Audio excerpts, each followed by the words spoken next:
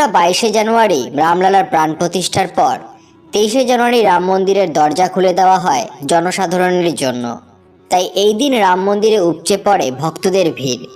সেই ভিড় সামলাতে যখন একেবারে নাস্তানাবুদ হয়ে গিয়েছে অযোধ্যা নগরীর পুলিশ, তখন তারই মাঝে চুপিসারে রামলালাকে দর্শন করতে আসেন মুখে কাপড় জড়ানো এক রহস্যময় ব্যক্তি। তার পরিচয় জানলে অবাক হয়ে যাবেন আপনারা প্রত্যেকে। তাই আজকের এই ভিডিওটি অবশ্যই শেষ পর্যন্ত দেখবেন।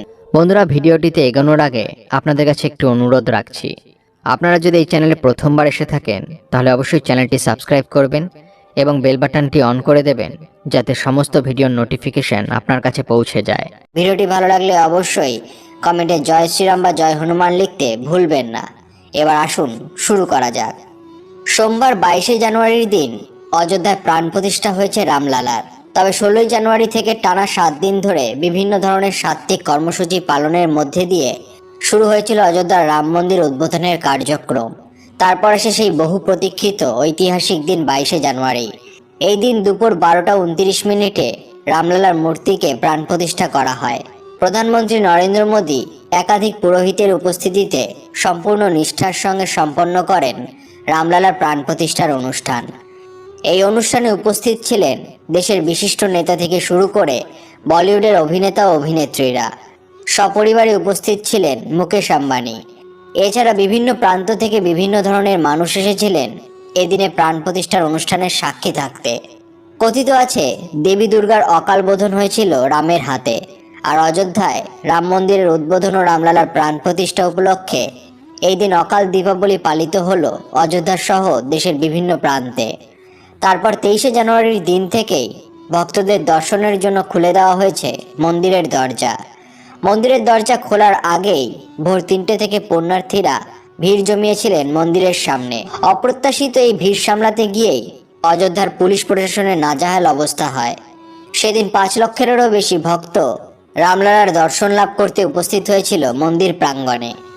তাই সকল ভক্তকে রামলালার দর্শন করার সুযোগ দেওয়ার জন্য মন্দির ট্রাস্টের পক্ষ থেকে জানানো হয়েছিল আপাতত 2 দফায় মন্দির দর্শন করা যাবে, সকাল 7টা থেকে 11টা 30 মিনিট পর্যন্ত ও দ্বিতীয় দফায় দুপুর 2টো থেকে সন্ধ্যা 7টা পর্যন্ত রামলালার দর্শন পাবেন ভক্তরা। তবে এই দিন লক্ষাধিক ভক্তদের ভিড়ে মুখে মাফলার জড়িয়ে উপস্থিত ছিলেন এমন একজন যার পরিচয় জানার পরে অবাক হয়ে যান মন্দিরে উপস্থিত সকল ভক্ত ও রাম মন্দির ট্রাস্টের লোকেরা পর্যন্ত।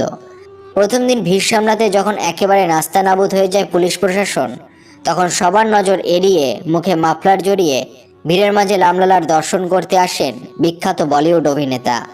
মাফলার দিয়ে মুখ ঢাকা থাকায় কেউই তাকে চিনতে পারেননি। 23শে জানুয়ারি মঙ্গলবার আর 5 জন সাধারণ মানুষের মধ্যেই নিজেকে মিলিয়ে দিয়েছিল এই সিনিয়র সুপারস্টার। কিন্তু তিনি মুখ ঢেকে চুপিসারে মন্দিরে প্রবেশ করলেন কেন? তিনি বলেছেন, ভিড়ের মাঝে নিজের পরিচয় গোপন করে সাধারণ মানুষ সাজতে মুখ ঢেকে রাম মন্দিরে গিয়েছিলেন এই বিখ্যাত ব্যক্তিটি। সোশ্যাল মিডিয়ায় ভাইরাল হয় সেই মুহূর্ত। এই রহস্যময় ব্যক্তিটি নিজেও তার সোশ্যাল মিডিয়া হ্যান্ডেলে সেই ভিডিওটি পোস্ট করেছেন। সেই সঙ্গে লিখেছেন, দয়া করে শেষ পর্যন্ত দেখুন। আমি একজন নিমন্ত্রিত হিসাবে রাম মন্দিরে গিয়েছিলাম, কিন্তু আজ আমি আর 5 জন সাধারণ মানুষের মতোই সকলের মাঝে হাজির হয়েছিলাম। প্রতিটি মানুষের শ্রদ্ধা ভক্তি দেখে আমি আপ্লুত। যখন আমি ওখান থেকে বেরোচ্ছিলাম তখন একজন আমার কানে কানে বললেন, ভাই, মুখ ঢেকে রাখায় কোনো সমস্যা নেই, রামলালা আপনাকে ঠিক চিনতে পেরেছে, জয় শ্রীরাম। সাধারণ মানুষের ভিড়ে মিশে যাওয়ার চেষ্টা এক প্রকার বিফলেই যায় এই অভিনেতার। তবে এই সফর তিনি যে বেশ উপভোগ করেছেন তা বলাই বাহুল্য। 22শে জানুয়ারি সোমবার মহাসমরায় উদ্বোধন হয় অযোধ্যার রাম মন্দিরের। প্রধানমন্ত্রী নরেন্দ্র মোদীর হাতে রাম মন্দিরের উদ্বোধন ও রামলালার প্রাণ প্রতিষ্ঠার প্রত্যক্ষ করতে গোটা দেশের অজস্র নামী ব্যক্তিত্ব আমন্ত্রিত ছিলেন। উদ্বোধনী অনুষ্ঠানে আমন্ত্রিত অতিথিদের তালিকায় নাম ছিল বিখ্যাত অভিনেতা অনুপম খেরেরও। আর এই ব্যক্তি যিনি মুখে কাপড় জড়িয়ে সবার ভিড়ের মাঝে মিশে গিয়ে রামলালাকে দর্শন করেন, তিনি আর কেউ নন, তিনি হলেন বিখ্যাত অভিনেতা অনুপম খের। তিনি এই উৎসবে উপস্থিত হয়ে নিজের চোখের সামনে রামলালার প্রাণ প্রতিষ্ঠা প্রত্যক্ষ করার সৌভাগ্য পান। তবে সেই দিন প্রাণ প্রতিষ্ঠার উৎসব শেষ হওয়ার পরে তিনি বোম্বে ফিরে যাননি, তিনি ছিলেন অযোধ্যাতেই। কারণ পরের দিন অর্থাৎ 23শে জানুয়ারির দিন তিনি জনসাধারণের মাঝে সাধারণ মানুষের সঙ্গে একজন প্রকৃত ভক্তরূপে রামলালার আশীর্বাদ লাভ করতে চেয়েছিলেন। এই প্রসঙ্গে জানিয়ে রাখি, 22শে জানুয়ারি রাম মন্দির উদ্বোধনের পর মঙ্গলবার সকাল থেকে দর্শনার্থীদের জন্য খুলে দেওয়া হয় মন্দির চত্বর। কিন্তু ভিড়ের চাপে চূড়ান্ত বিশৃঙ্খলার সৃষ্টি হয়। অযোধ্যায় প্রায় সব রাস্তাই ভরে যায় ভক্তদের ভিড়ে, তাই বন্ধ হয়ে যায় যান চলাচল। তাই দড়ি নিয়ে মন্দির চত্বরে জনস্রোত সামলাতে হিমশিম খেতে দেখা যায় পুলিশকেও। 24শে জানুয়ারি বুধবার থেকে ফের অযোধ্যায় ট্রেন চালু হওয়ায় দেশের বিভিন্ন প্রান্ত থেকে কাতারে কাতারে মানুষ আসেন রামলালাকে দর্শন করতে। রাত 3টে থেকে মন্দির গেটে ভিড় দেখা যায়। সকাল গেট খুলতেই হুড়মুড়িয়ে ঢুকে পড়ে দর্শনার্থীরা। তো বন্ধুরা, এবার চলুন কিছু অনুপ্রেরণামূলক উক্তি শুনে নেওয়া যাক। জীবন নিয়ে আমরা যতই পরিকল্পনা করি না কেন, ভাগ্যে যা লেখা আছে সেটাই ঘটবে। যুগটাই এমন, আপনি যত নরম হবেন মানুষ তত গরম দেখাবে। যাহা তুমি দেখাও তার চেয়ে বেশি তোমার থাকা উচিত।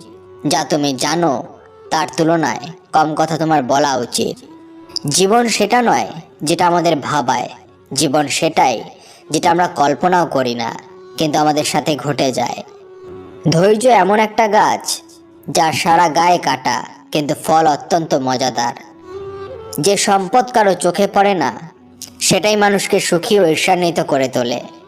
পরিবর্তন শুরুতে কঠিন, মাঝখানে অগোছালো, কিন্তু শেষটা খুব সুন্দর।